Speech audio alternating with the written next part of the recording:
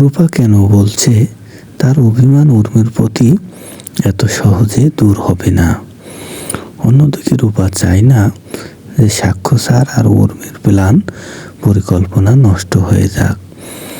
সে চায় যে আমার কারণে কারো যেন কোনো ক্ষতি না হয়।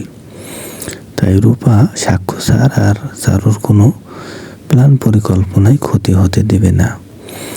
অন্যদিকে সাক্ষ্য স্যার রূপাকে আগের মতোই মন প্রাণ দিয়ে ভালোবাসে।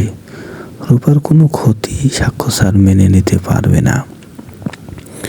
কারণ রূপা কষ্ট পেলে সাক্ষ্য স্যারের মনে গিয়ে সে কষ্ট আঘাত হানে, যেটা সাক্ষ্য স্যার কিছুতেই মেনে নিতে পারে না। সব কিছুর বিনিময়ে সাক্ষ্য স্যার চায় রূপা যেন ভালো থাকে, আর তিনি সবসময় রূপাকে ভালো রাখতে চায়। নিজের মেয়ের চাইতেও বেশি আদর যত্ন সাক্ষ্য স্যার রূপার করে এবং রূপাকে কোনো রকমের কষ্ট দিতে চায় না। সাক্ষ্য স্যার চায় রূপা কোনো অন্যায় করে না, তাই রূপার সাথেও যেন কোনো অবিচার করা না হয়।